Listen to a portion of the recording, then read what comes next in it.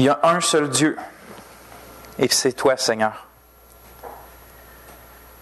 Tu es le seul vrai Dieu, puis on veut te louer ce matin, puis on veut s'humilier devant toi pour dire haut et fort qu'on ne peut rien faire sans toi.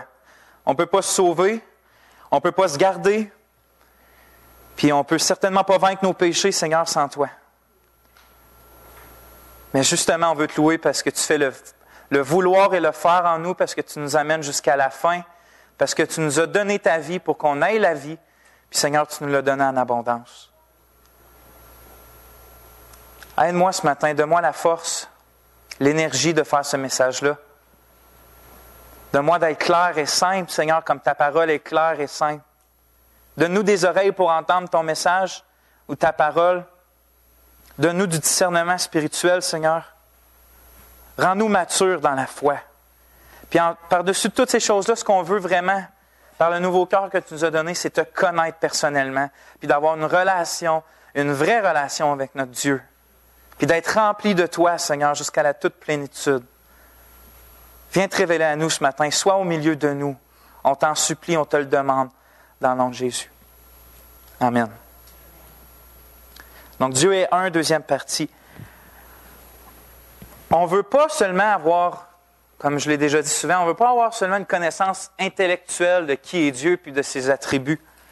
On veut plus que ça. On veut savoir c'est quoi ça l'implique concrètement dans nos vies, chacune des aspects de qui est Dieu. Donc, quand on voit Dieu est saint, qu'est-ce que ça change dans notre vie? Fait que quand on voit Dieu est un, qu'est-ce que ça change dans notre vie qu'il y a juste un seul Dieu?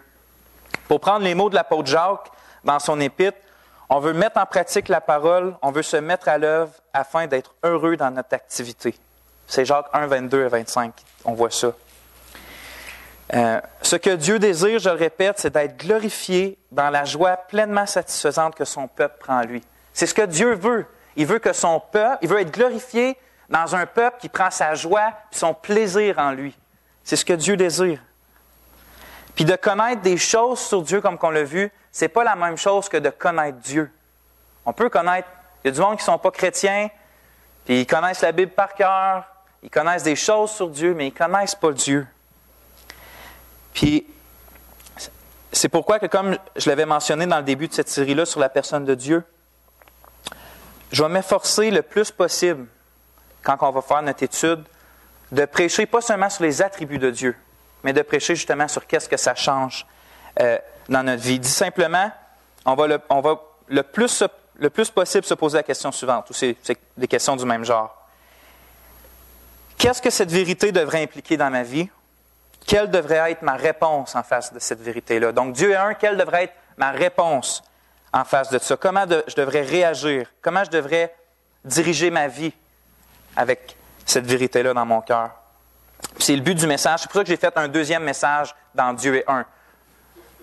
Dans le premier message, la dernière fois, on a vu que Dieu, qu'il y a un seul Dieu, c'est plus juste qu'une doctrine qu'on sait dans notre tête. Oui, on sait qu'il y a un seul Dieu, mais c'est plus que ça. Si seulement chaque jour, on se réveillait et on prenait cette vérité-là à cœur, puis qu'on la retenait dans nos cœurs, nos vies d'Église puis nos vies personnelles changeraient radicalement. Pourquoi? Parce qu'il y a un seul Dieu, un seul Seigneur, avec une seule volonté, puis on lui doit fidélité, on lui doit allégeance. Comme j'ai dit dans mon dernier message, quand on va mourir, à la fin, au jugement dernier, on ne va pas... La volonté de Tony ou ma volonté ou celle du pape, ça ne change rien, ça. C'est pas ça qui compte. Il y a juste la volonté de Dieu qui va compter, puis si on a aligné nos vies avec celle-là.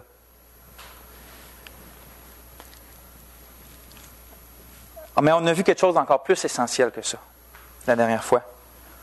Dieu, il dit de lui dans Ésaïe 43, 11, « C'est moi qui suis l'Éternel, et à part moi, il n'y a point de sauveur. » On a besoin d'être sauvé de la colère de Dieu, on a besoin d'être sauvé du péché, on a besoin d'être sauvé de la mort. Puis Jésus-Christ, Dieu le Fils, est venu nous sauver de toutes ces choses-là. Par sa mort et sa résurrection, comme qu'on a vu ce matin pendant le repas du Seigneur. Il est écrit, « Il n'y a de salut en aucun autre, car il n'y a sous le ciel aucun autre nom qui ait été donné parmi les hommes par lequel nous devrions être sauvés. » C'est dans Actes 4, 21. Mais cette grâce-là, ce pardon-là, cette paix-là qu'on peut avoir avec Dieu, c'est seulement accessible, comme on a vu, par la foi puis par la repentance. Donc, qu'on s'appuie uniquement sur la personne puis sur l'œuvre du Seigneur Jésus, puis qu'on abandonne toute chose, puis qu'on abandonne nos péchés, puis qu'on s'appuie sur sa grâce seulement. C'est comme ça qu'on a accès à cette grâce-là, en s'appuyant seulement sur elle. Mais aujourd'hui, on va voir quelle réponse qu'on devrait avoir, selon la Bible, en face de ces vérités-là fondamentales. On va étudier 2 passages en particulier. Il y en a pas mal plus que ça, mais je pense que ces 2-là vraiment englobent l'essentiel de quelle devrait être notre réponse. Donc, je vous fais tourner, premièrement, dans Exode 20, 1 à 5. Donc, dans Exode 20, 1 à 5. C'est le deuxième livre de la Bible, Exode, au chapitre 20. Les 5 premiers versets.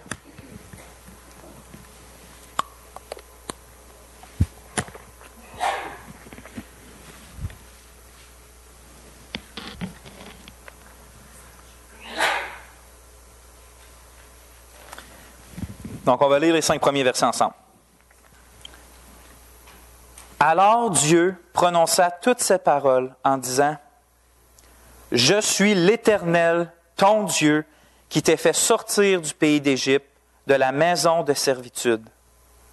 Tu n'auras pas d'autre Dieu devant ma face. Tu ne te feras point d'image taillée, ni de représentation quelconque des choses qui sont en haut dans les cieux, qui sont en bas sur la terre, et qui sont dans les eaux plus bas que la terre. Tu ne te prosterneras point devant elles, et tu ne les serviras point, car moi, l'Éternel, ton Dieu, je suis un Dieu jaloux. » On va arrêter là. Au verset 3, on voit que Dieu il commence au verset 3 à donner ses commandements. Puis c'est ce qu'on a appelé souvent les 10 commandements ou des fois les 10 paroles de Dieu qu'il a données à Israël sur le mont Sinaï. Les deux premiers commandements, comme on va le voir, c'est « Tu n'auras pas d'autre Dieu devant ma face », puis de ne pas se faire d'image aussi. On va voir ces 2 choses-là plus tard. Mais je voulais attirer votre attention sur ce que Dieu dit juste avant de donner les commandements à Israël. Avant de révéler sa volonté, il dit au verset 1 quelque chose d'extrêmement important. Regardez au verset 2, je veux dire. « Je suis l'Éternel, ton Dieu, qui t'ai fait sortir du pays d'Égypte, de la maison de servitude. » Voyez-vous ce que Dieu est en train de leur dire? En d'autres mots, il leur rappelle, une chose, qu'il est leur Dieu, c'est-à-dire leur Créateur et leur Seigneur. Donc, il est en train de leur rappeler qu'il est leur Créateur et leur Seigneur, et 2, qu'il est leur Sauveur. Puis pourquoi vous pensez que Dieu leur rappelle ces 2 vérités-là avant de commander de ne pas avoir d'idole? Donc, on va voir ça. Il n'y a pas d'idole, mais pourquoi qu'il dit ces 2 choses-là avant? Puis je méditais là-dessus pendant que je préparais le message, puis je pense vraiment qu'il dit ces 2 choses-là, qu'il leur rappelle ces 2 choses-là pour 2 raisons, au moins 2 raisons. C'est peut-être pas juste ça, mais au moins 2 raisons. La première, c'est de leur rappeler qu'ils sont sa possession à lui, qu'ils lui appartiennent à lui. Donc, ils ne s'appartiennent pas eux-mêmes, c'est la possession de Dieu. Puis la deuxième, c'est de leur rappeler sa grâce envers eux. Donc, qu'ils sont sa possession, puis leur rappeler sa grâce envers eux. Puis, je pensais à ça, puis c'est tellement important de garder ces choses-là à l'esprit. Surtout quand on arrive devant des commandements.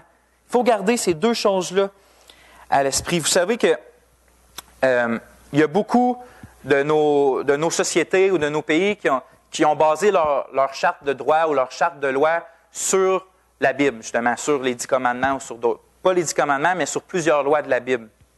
Mais plus le temps avance, plus qui enlèvent ces lois-là qui étaient basées sur la Bible. Comme exemple, l'avortement, qui était avant interdit à cause que la Bible interdisait de tuer quelqu'un, bien, ça commence à s'enlever. Mais pourquoi vous pensez qu'ils commencent à enlever ces lois-là de leurs lois sur lesquelles ils se basaient avant? Mais quelqu'un pourrait dire avec raison que c'est à cause qu'ils ne croient plus en Bible.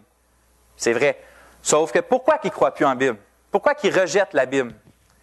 Bien, parce qu'ils rejettent ce que Dieu leur dit à Israël, justement au verset 2, quand il dit « Je suis l'Éternel, ton Dieu ». Donc, ils rejettent le fait que Dieu est leur Seigneur puis leur Créateur. L'humain oublie qu'il est une créature et que Dieu est son Créateur et Seigneur, comme je viens de dire. C'est par pure grâce que l'homme vit. Parce qu'il n'existait pas avant, puis maintenant, Dieu l'a créé. Donc, juste ça, c'est une grâce. Il n'a rien fait pour mériter d'être là en vie. Mais Dieu lui a fait la grâce. Puis, donc, l'homme appartient à l'Éternel, puis il est sa possession, comme qu'on a vu. Mais l'affaire avec l'homme, c'est qu'il est tellement arrogant qu'il se promène dans le cours de sa vie, le chest bombé, la tête bien haute, puis il regarde tout ce qui est à lui alentour, puis il dit « Ça, c'est à moi. Ça, c'est à moi. Moi, je suis à moi. » Puis il regarde tout ce qui l'entoure, puis il pense que c'est toute sa possession. Il croit être le chef de sa propre vie, puis il croit faire ce qui semble bon à ses propres yeux, puis il pense aussi pouvoir décider qu'est-ce qui est mal puis qu'est-ce qui est bon. Mais moi, je pense que ça, c'est bon, fait que c'est bon. Puis moi, je pense que ça, c'est mal, fait que c'est mal. Puis il pense vraiment qu'il est son propre Dieu, dans le fond. Sauf que Dieu, il regarde à l'homme qui fait ça, puis il dit, comment oses-tu penser comme ça? Tu t'es même pas créé. Tu t'es pas tissé dans le ventre de ta mère. Tu te fais même pas respirer. Tu n'es même pas capable de te garder en vie. Puis tu oses dire que je suis mon propre Dieu. Voyez-vous l'arrogance de l'homme? Il y a une histoire, toute chose appartient à Dieu, puis il y a une histoire qui est drôle, mais je trouve que ça représente bien ça. Puis c'est une histoire inventée, mais bon, ça va comme ça que j'ai entendu. C'est un jour un scientifique qui rencontre Dieu. Puis là, il lui dit ça. Dieu, on n'a vraiment pas besoin de toi parce qu'à cette heure, avec la technologie puis la science, on est vraiment capable de faire tout ce que tu fais. Fait que Dieu dit, OK, on va tester ça. Il dit, crée un être humain. Fait que le scientifique fait, OK, pas de problème. Fait que là, il prend son pot puis il ramasse la poussière à terre. Puis il s'en va. Mais Dieu fait, non, attends. Il dit, ça, c'est ma poussière. Il dit, crée ta propre poussière. Vous comprenez? L'homme, il fait des choses merveilleuses. C'est vrai. Mais il le fait avec ce que Dieu a déjà créé. Donc, tout appartient véritablement à Dieu. Alors, quand le Seigneur dit à Israël, « Je suis l'Éternel, ton Dieu », avant de leur commander de ne pas avoir d'autres dieux, je crois vraiment qu'il dit, « Rappelle-toi, mon peuple, que c'est moi qui suis ton Créateur. C'est moi qui t'ai voulu dans ma grâce. Ne va donc pas vers ces fausses idoles de néant qui ne t'ont et ne peuvent te faire vivre ou te faire aucun bien. C'est moi, ton Dieu. » C'est une chose. Mais comme j'ai mentionné plus tôt, Dieu ne rappelle pas simplement qu'il est leur Seigneur, leur Créateur, mais aussi qu'il est leur Sauveur. C'est écrit, « Je suis l'Éternel, ton Dieu, qui t'ai fait sortir du pays d'Égypte, de la maison de servitude. » On connaît l'histoire pour la plupart d'entre nous.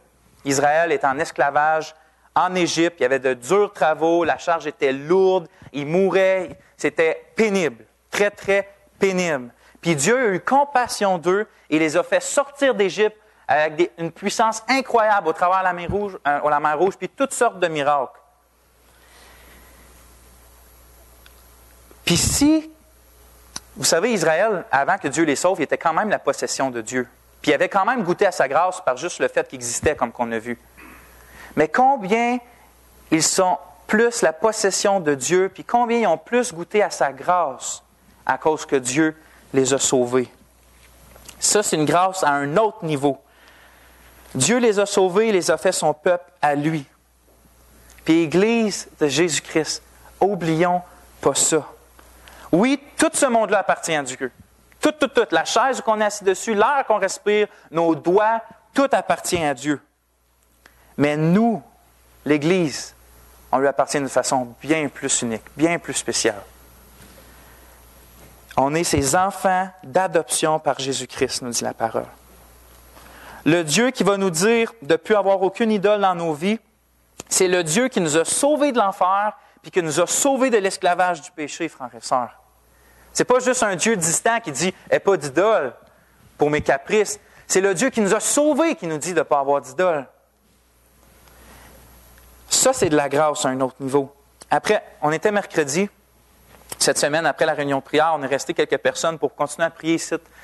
Puis, on a eu un moment béni. Puis, pendant qu'on priait, on est venus tous ensemble vraiment émus pour une chose. C'est à cause que pendant qu'on priait, on était 4 hommes. On s'est rappelé que, premièrement, on a tous des lots passés. On a tous été dans la drogue, dans la violence, dans la contrebande, Puis, qu'est-ce qu'on faisait à ces heures-là, d'habitude, un mercredi soir ou n'importe quel soir, vers assez tard, on était juste en corruption. Puis là, on était là, mercredi soir, assez tard, 4 hommes dans le bureau à Tony en train de prier le Seigneur puis de le louer pour sa gloire. Fait qu'on est dû tout ému parce qu'on a vu de où Dieu nous a sortis. On ne serait pas là. On ne serait pas en train, à genoux, de prier le Seigneur pour sa gloire.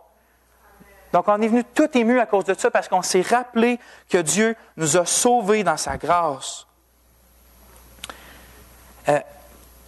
Puis nous tous, pas juste les 4 hommes qui étaient là, mais nous tous, frères et sœurs, on était tous errants comme des brebis, sans Dieu dans le monde, sans espérance. On n'était pas le peuple de Dieu. On était condamnés à mourir en enfer.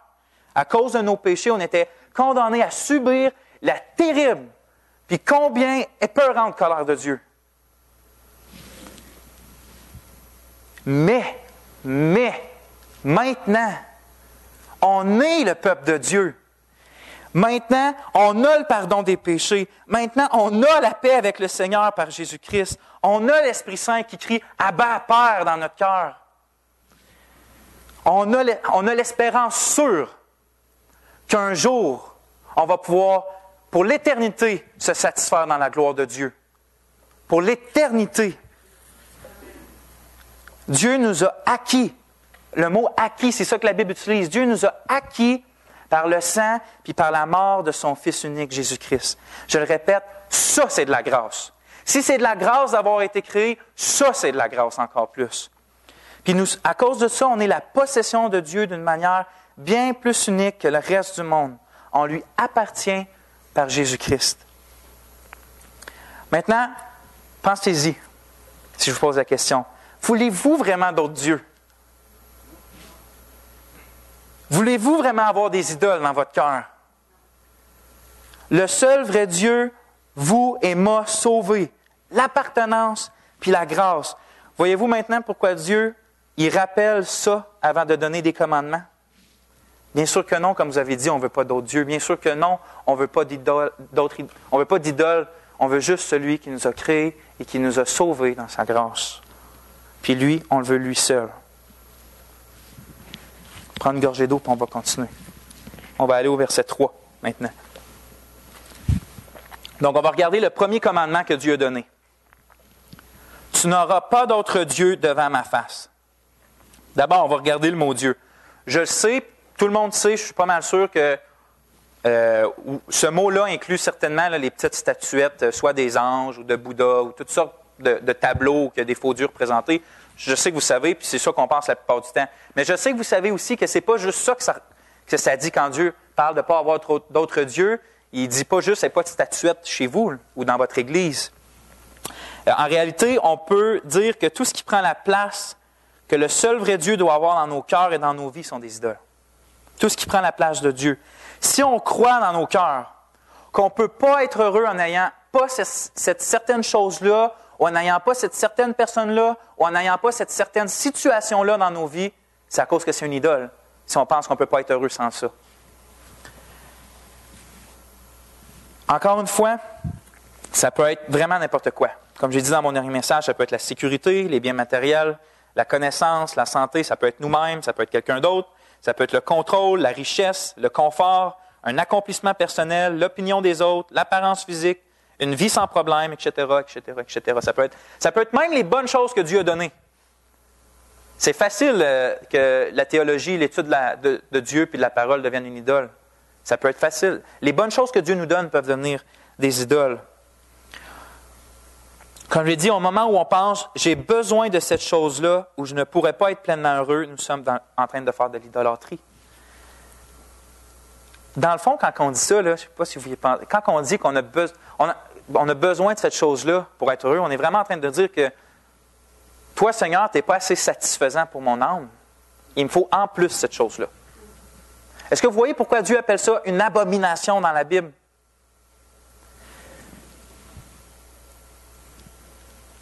Puis, peuple de Dieu, il faut se l'avouer. Laquelle des idoles qu'on a déjà eues dans nos cœurs nous a tellement satisfaites dans nos âmes qu'on pouvait vouloir même se sacrifier pour aimer les autres, se sacrifier pour donner nos vies pour les autres, Puis même mourir dans la joie à cause que cette idole-là nous satisfaisait tellement. Est-ce qu'il y a vraiment une idole dans nos vies qui a déjà eu ça comme impact dans nos cœurs? Jamais. Jamais un idole peut faire ça. Puis pourquoi? Parce que ces choses qui prennent trop de place dans nos cœurs puis dans nos pensées sont des choses de néant, puis elles sont passagères. Elles ne peuvent aucunement nous procurer le bonheur durable. Seul le Dieu infini et éternel le peut. On s'achète un nouveau char, on s'achète un nouvel ordi, on s'achète une nouvelle maison, on s'achète telle et telle chose, puis on est tout excité. Pendant une semaine, on fait juste parler de ça à tout le monde. Puis qu'est-ce qui arrive un coup là, une semaine après? L'excitation est passée, puis on se retrouve vide dans notre cœur, puis on se trouve loin de Dieu. Pas vrai? C'est ça qui se passe. Puis je le sais par expérience.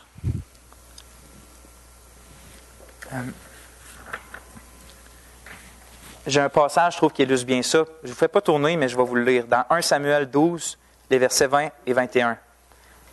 Samuel dit au peuple, « N'ayez point de crainte, vous avez fait tout ce mal, mais ne vous détournez pas de l'Éternel et servez-le de tout votre cœur. Ne vous en détournez pas, sinon vous iriez après des choses de néant qui n'apportent ni profit ni délivrance, parce que ce sont des choses de néant. » Donc, n'allez pas vers des choses de néant parce que ça ne va rien vous faire, c'est des choses de néant. Pourquoi ne pas avoir d'autres dieux? Bien, parce qu'il y en a un seul, l'Éternel, notre Dieu, puis il y a lui seul qui peut détruire et sauver, rendre malade et guérir, angoisser nos âmes et les satisfaire pleinement. Dans notre passage d'Exode, il est écrit « Tu n'auras pas d'autres dieux devant ma face. » Puis je vous fais remarquer qu'il n'est pas écrit « Vous n'aurez pas d'autres dieux devant vos faces. » Puis je trouve que c'est une distinction vraiment importante parce que si il serait juste écrit « N'ayez pas d'autres dieux devant vos faces », on pourrait avoir un Dieu à côté de nous ou un autre Dieu en arrière de nous. Ce que je veux dire par là, c'est qu'on pourrait dire, comme qu'on dit souvent, Dieu est le premier dans ma vie. Mais après ça, c'est moi, puis après ça, c'est l'argent, puis après ça, c'est le travail, puis après ça, c'est la famille. Mais Dieu, il ne dit pas devant vos faces. Dieu, il dit devant ma face. Puis puisque sa face est omniprésente puis partout à la fois, ça veut juste dire simplement de ne pas avoir d'autres dieux du tout. Puis Dieu ne veut pas être le premier dans nos vies. Comme si la plus grande partie de notre cœur lui était réservée, mais qu'une autre petite partie serait à d'autres choses, comme l'argent, mettons. Dieu ne veut pas être le premier dans nos vies. Il va être le premier, il va être le deuxième, il va être le troisième, il va être le quatrième, le cinquième, puis ainsi de suite. Il va avoir toute la place, tous les trônes qu'il y a dans notre cœur. Puis on ne peut rien mettre en avant ou à côté ou en arrière de la face de Dieu. On doit juste avoir notre face et Dieu. Comme on va le voir tout à l'heure, Dieu veut qu'on l'aime de tout notre cœur. Puis ça veut dire que toutes les autres choses dans nos vies, n'importe quoi, ça ne doit pas prendre une partie de nos cœurs, puisque ce cœur-là, tout en entier, doit être à Dieu, mais il doit trouver leur place, toutes les autres choses dans notre vie, il doit trouver leur place dans un cœur qui est pleinement pour Dieu. On va en parler plus tard tantôt. C'est la seule façon que des objets ou des situations, des personnes ne deviennent pas des idoles, qui trouvent leur place dans un cœur qui est pleinement pour Dieu. Maintenant, on va regarder le deuxième commandement ensemble.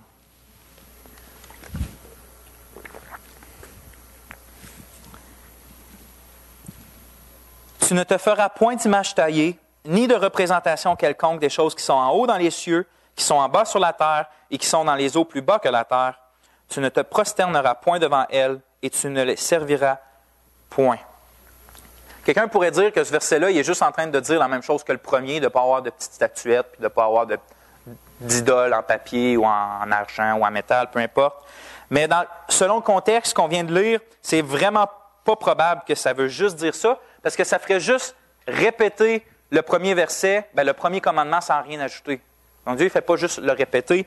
En fait, historiquement, les théologiens puis ceux qui ont étudié la parole, ils ont été pour la plupart unanimes pour dire que le deuxième commandement, il enseigne le principe, puis je cite quelqu'un, je cite Charles Hodge, en tout cas, un théologien qui dit que ce deuxième commandement-là, l'idolâtrie consiste non seulement dans l'adoration de faux dieux, comme on l'a vu au premier verset, mais aussi dans l'adoration du seul vrai Dieu par des images. Puis cette façon-là d'interpréter le passage est confirmée dans le même chapitre un peu plus loin, vous pouvez voir au verset 22-23, chapitre 20. Au verset 22-23, c'est écrit « L'Éternel dit à Moïse, tu parleras ainsi aux enfants d'Israël. Vous avez vu que je vous ai parlé depuis les cieux. Vous ne ferez point des dieux d'argent et des dieux d'or pour me les associer. Vous ne vous en ferez point. » Le point clair, Dieu ne s'est pas montré, dans ce qu'on vient de lire, Dieu ne s'est pas montré dans une forme visible aux Israélites. Sur la montagne, il y avait du feu, du tonnerre, tout ça, mais il ne s'est pas montré sous une forme visible. Dieu est esprit, donc il leur a juste parlé. Pourquoi? Parce qu'il ne voulait pas qu'ils cherchent Dieu de façon visible, il voulait qu'ils obéissent à sa parole.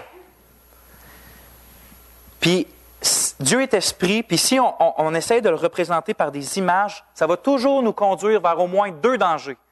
Le premier de ceux-là, c'est d'obscurcir la gloire de Dieu par des images.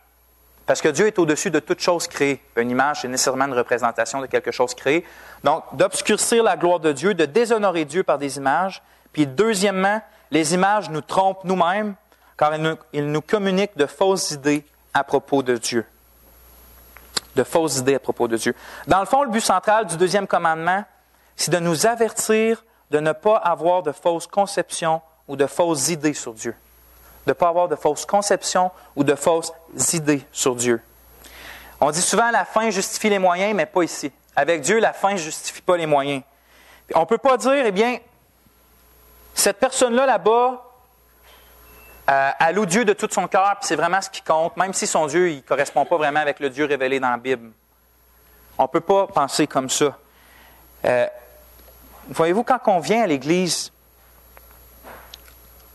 est-ce qu'on adore un faux Dieu? Il faut se poser, est-ce qu'on est en train d'adorer un faux Dieu quand on vient? Ça peut arriver, puis c'est déjà arrivé souvent le dimanche matin.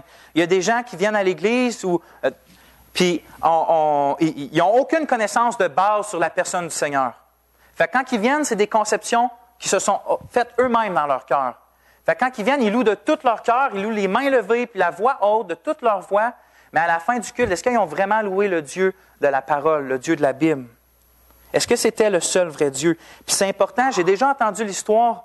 C'est un prédicateur qui prêchait il était invité dans une assemblée, puis il prêchait sur la sainteté et la colère de Dieu, puis la justice de Dieu. Puis pendant qu'il était en train de prêcher, il y a un monsieur qui ça faisait 30 ans qu'il était à l'assemblée, puis là, il s'est levé en colère. Puis il a dit, « Mon Dieu, il n'est pas comme ça! » Puis le prédicateur, il a dit quelque chose comme, « C'est vrai, ton Dieu, il n'est pas comme ça, mais le Dieu de la Bible, il est comme ça. »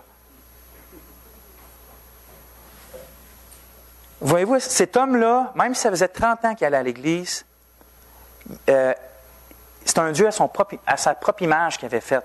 Parce qu'il ne lisait pas les Écritures, probablement. Ou il lisait comme qu'il voulait. Mais Dieu se révèle au travers de la personne de son Fils, au travers des Écritures. Puis on peut juste avoir une bonne conception de qui il est en les lisant, en les méditant, puis en régulièrement être dans la parole de Dieu.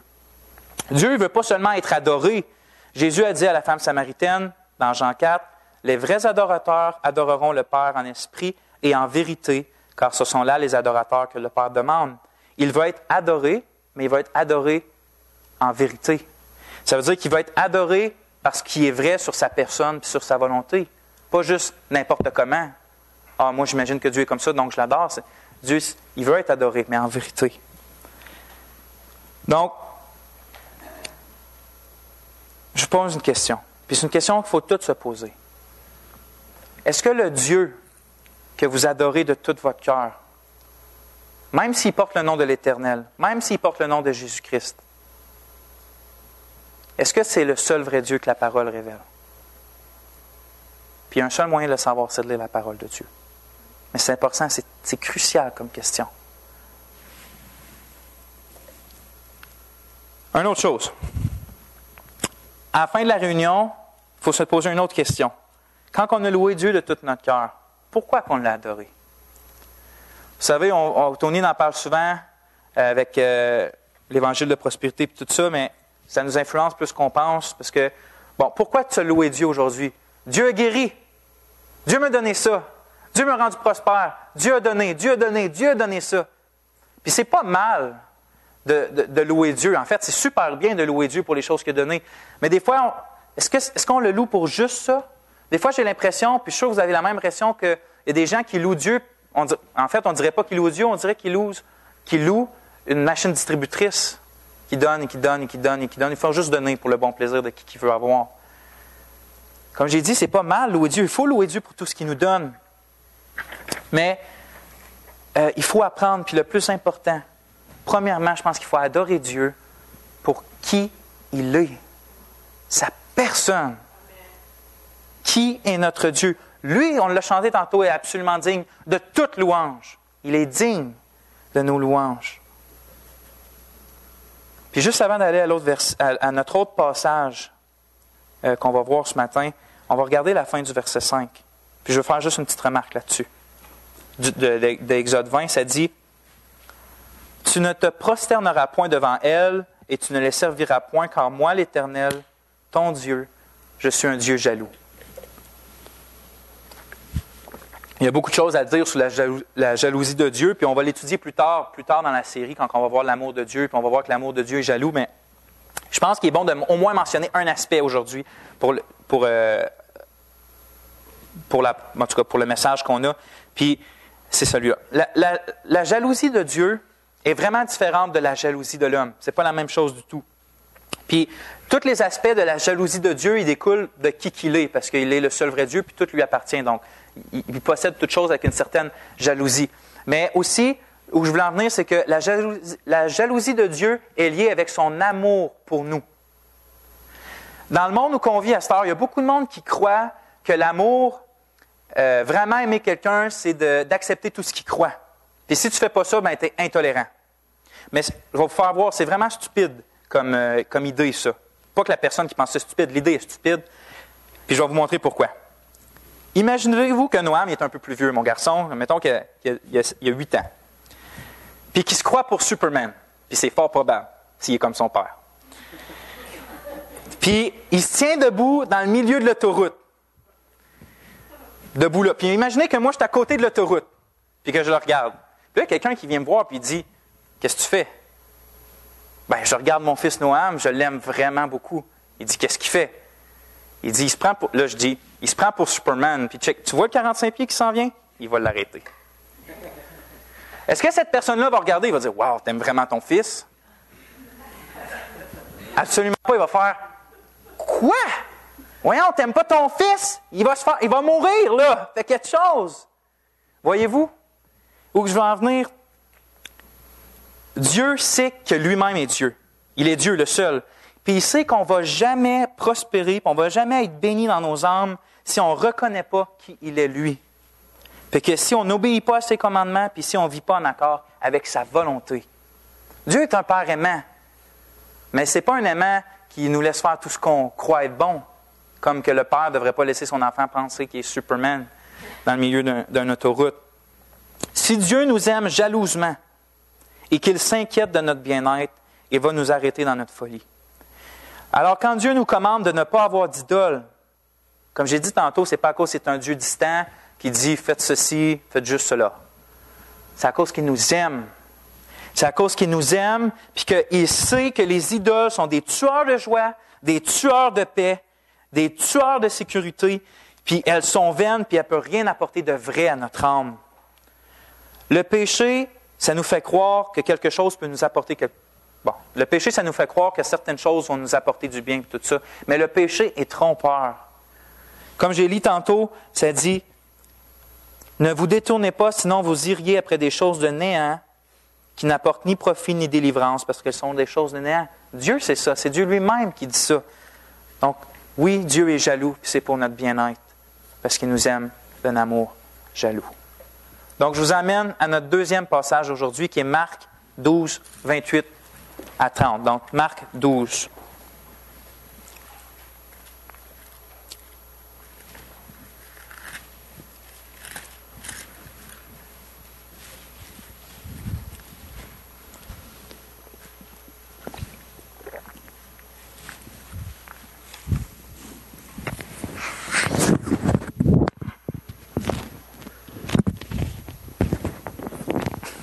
Ça va aller mal parler des pieds.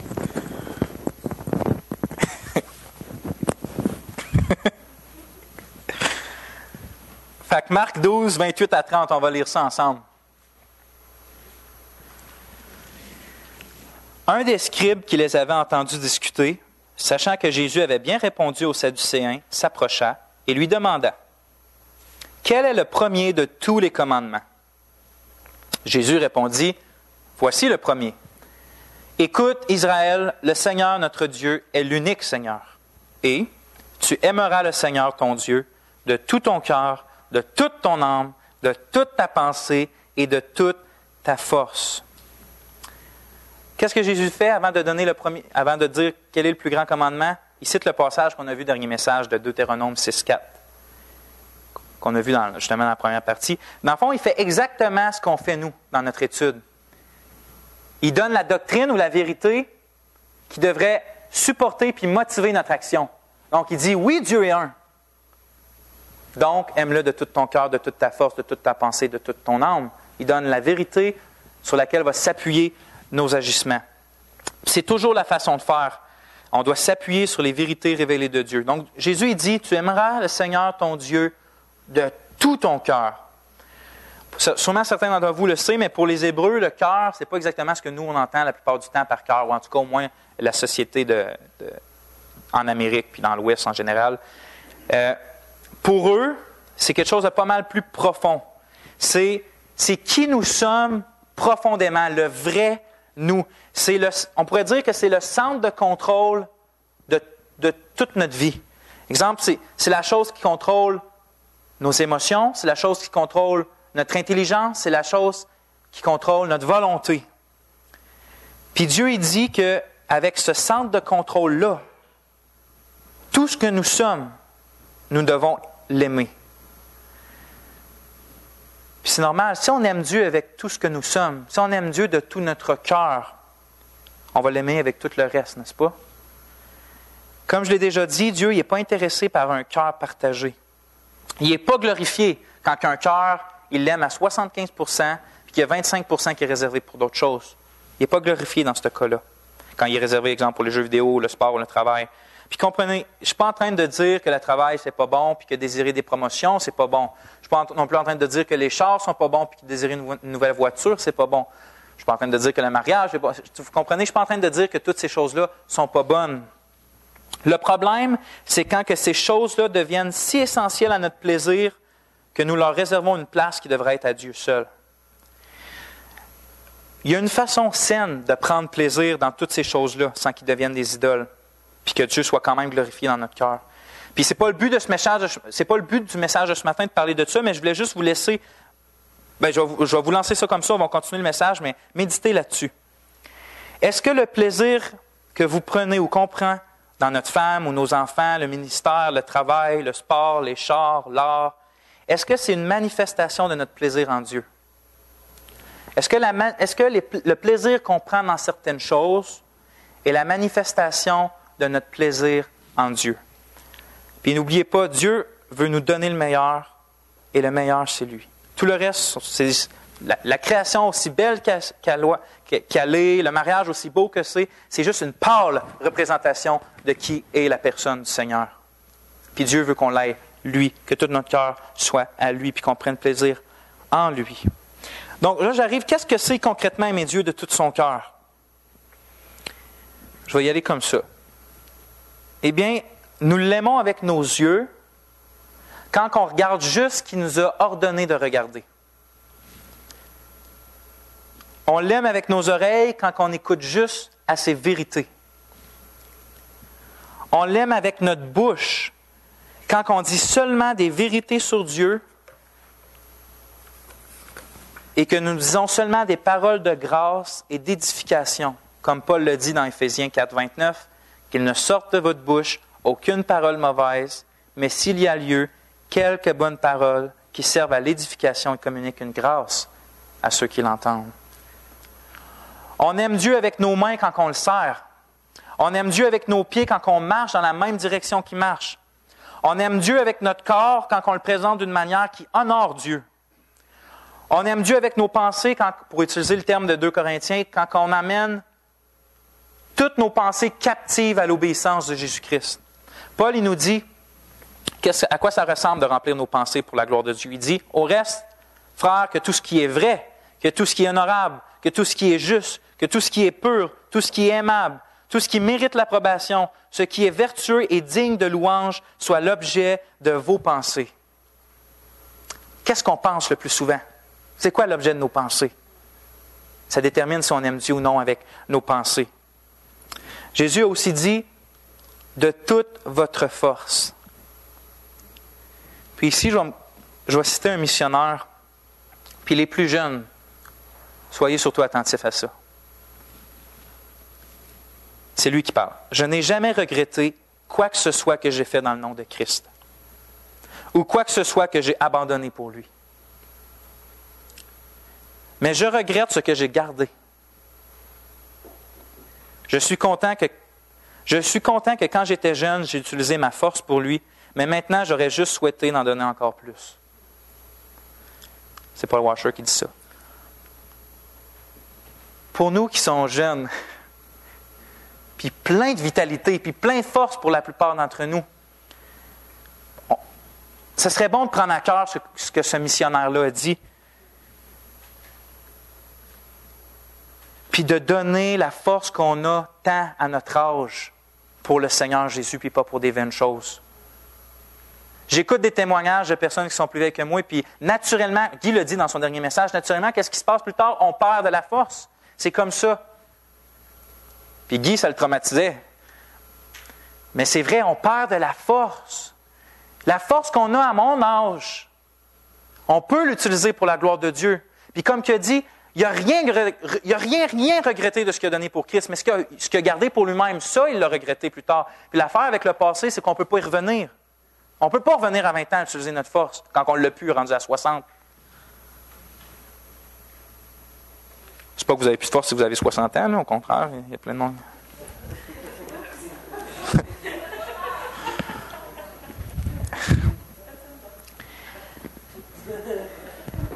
Puis pour ceux d'entre vous qui sont moins jeunes, ou d'entre nous, utilisez ce qui vous reste pour le Seigneur. Tombez pas dans le piège du American Dream qui dit une super retraite à rien faire. Pas ça, pas avec le Seigneur. Quel temps béni, quel temps privilégié qu'on a rendu à la retraite pour l'utiliser, le reste qu'on a pour le Seigneur. Donc oui, peut-être vous avez moins de force que quand vous aviez 20 ans, mais ce n'est pas fini. Vous avez encore de la force. Utilisez-la pour le Seigneur qui vous a sauvé et qui vous a donné une vie bénie dans sa présence, puis qui vous promet, rendu l'autre bord, l'éternité. Vous vous reposerez là. Là, ça va être la retraite. La vraie. On ne fera pas rien, par exemple. Frères et sœurs, il y a seulement un Dieu, puis je finis. Il y a seulement un Dieu, puis ce Dieu-là nous a créés dans sa grâce. Bien plus, comme on a vu, il nous a sauvés. Prenez du temps à méditer qui vous a sauvés. Prenez du temps à vous rappeler que vous étiez sans Dieu puis les implications que ça fait. Prenez du temps à vous rappeler que c'est dans sa grâce, puis dans sa seule grâce, parce qu'on était sans force, qu'il nous a sauvés. Prenez du temps à méditer ce qu'il vous a donné maintenant. Prenez du temps à penser à son Fils, à son œuvre, à sa mort, à sa résurrection. Prenez du temps à penser à l'éternité, puis toutes ses implications. Il n'y a rien qui est comparable à lui. La création, l'histoire de l'Église, la Bible lui rend le témoignage qu'il n'y a rien de plus satisfaisant pour l'âme et rien qui procure plus de joie pour nous que de l'aimer de tout notre cœur. Quand on est passionné pour lui, il n'y a rien de mieux qui peut nous arriver. Notre cœur déborde de joie quand on est passionné pour lui. Poursuivons ce but-là, frères et sœurs, pour la gloire de notre Sauveur. Puis je termine avec 2 derniers versets, puis je vais juste les lire. De la première épître de l'apôtre Jean. Les 2 derniers versets, vous pouvez tourner, on va tourner. On va les lire ensemble. C'est 1 Jean 5, 20 et 21. 1 Jean, c'est vers la fin de votre Bible.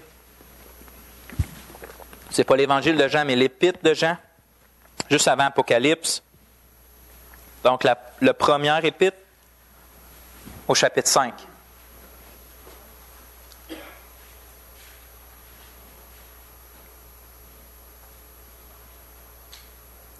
On va lire les versets 20 et 21.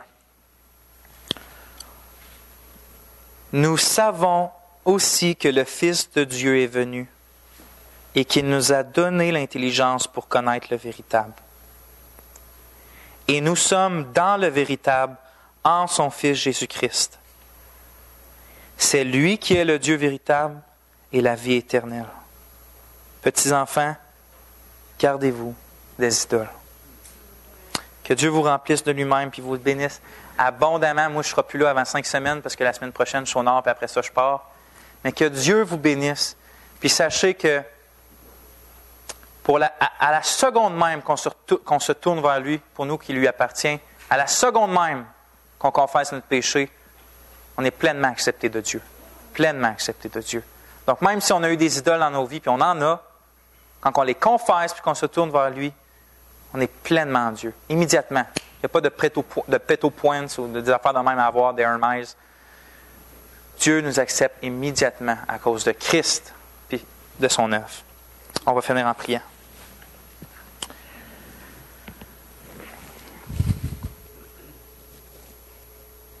Il n'y a pas d'autre Dieu que toi, Seigneur. Puis on veut penser, on veut se rappeler que tu nous as sauvés. Puis qu'on était perdus sans toi, sans espérance, sans promesse. Puis que tu nous as tout donné en Jésus-Christ. Non, Seigneur, on ne veut pas d'idole dans nos vies. Non, on ne veut pas un cœur partagé. Aide-nous, Seigneur. Aide-nous à avoir la vanité et la tromperie que le péché nous donne l'impression d'avoir. Mais révèle-toi à nous pour qu'on te voie briller dans nos cœurs et qu'on s'attache à toi pleinement, Seigneur. Tu en es digne parce que tu nous as créés, parce que tu nous as sauvés. On est ta possession, Seigneur. On ne veut pas vivre pour nous. On ne veut pas vivre pour nous. On est malheureux quand on vit pour nous, Seigneur. Fais-nous vivre pour toi pleinement. Je t'en prie, puis on t'en prie dans le nom du Seigneur Jésus. Amen.